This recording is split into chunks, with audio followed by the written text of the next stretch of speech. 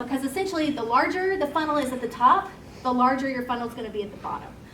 So that's kind of the funnel theory, if you will. But from an admissions lens, there are two different sides of it. So there's the school lens, which is what I consider all of us in the room to be.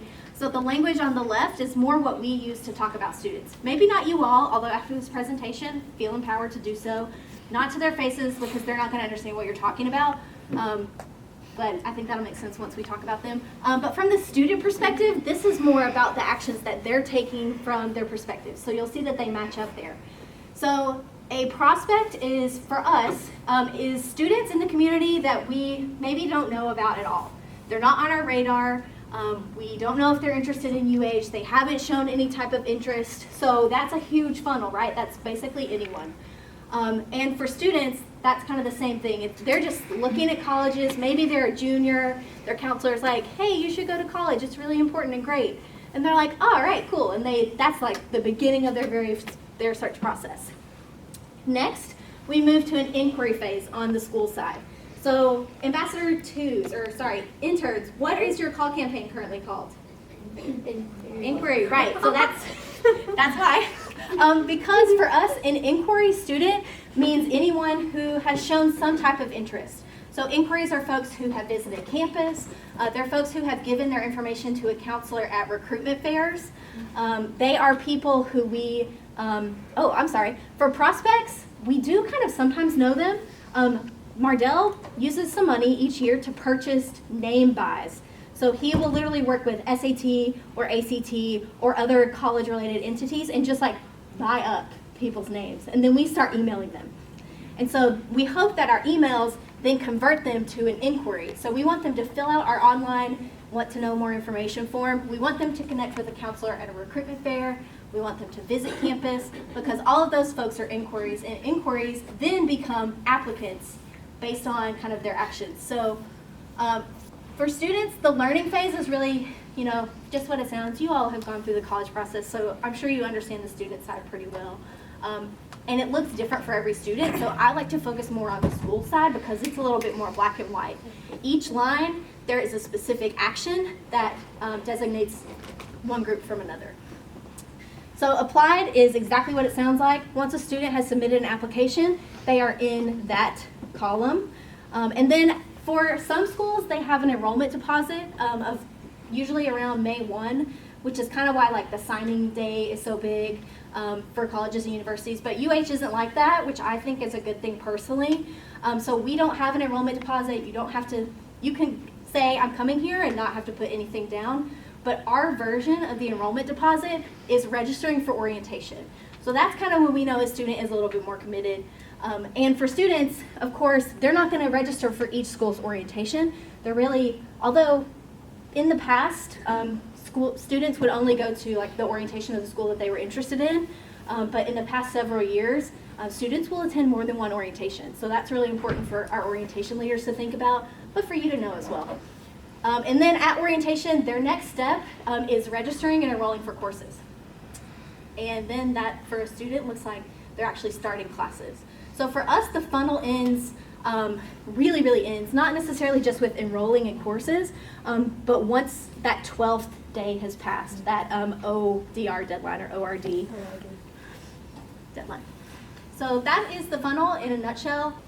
Okay, so we want to tell you a little bit, now that we've given you the funnel theory, we want to kind of give you our office and the things that we're doing in a big picture so that you can really understand your role and how we move students from one stage of the funnel to the next through the work that you're doing.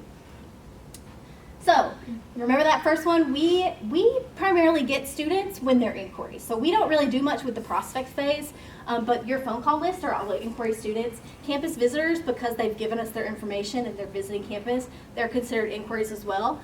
So you'll see that campus visits and follow-up postcards, your Inquiry 1 phone campaigns, fall Cougar previews because they're attending an event, and then all of our specific visit types, including the fall football games, because those students have also chosen to visit campus. Those are all ways that we want to move someone from an inquiry to an applicant, because hopefully when they are done with your visit, they are like, yes, I am going to apply, and they go home and they apply, and then they come here. That's simple. So the next kind of phase is moving someone from, okay, they've submitted an application, that's awesome, to registering them for orientation. So the admitted student visit is only about a year old, but this is one of the reasons that it is a thing now for me.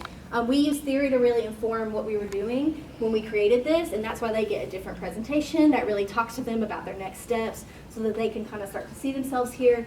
That's why even though we point out the same buildings and such on campus, the language that we use is very different, because it's like, when you're a student here, or you've been admitted, so what are you thinking, where are you going to live? Like, we really use the kind of that stronger language with them to move them through. There's also, you haven't experienced this yet, but a register for orientation call campaign. So for some students, they may not know that they even need to attend an orientation, and so for those who haven't registered, we'd like to make that personal call and kind of help them through the process. I also list our Spring Cougar previews as an applicant to registered for orientation kind of vibe, because in the spring, we have a lot more students who are visiting who are already admitted, whereas in the fall, a lot more of our students are prospective students.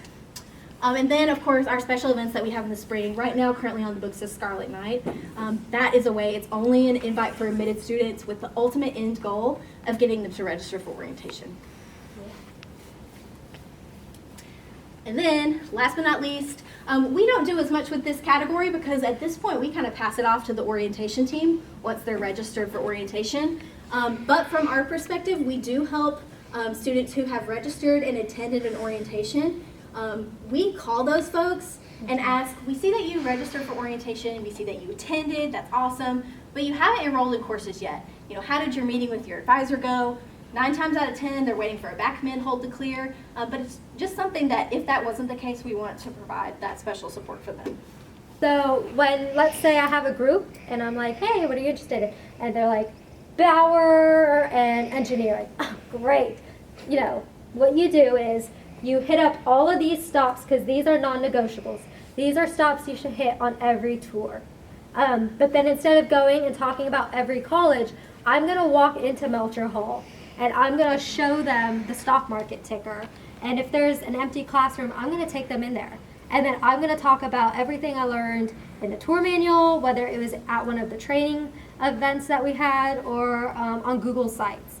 I'm going to just spit out information I know and student experiences I know and then move on.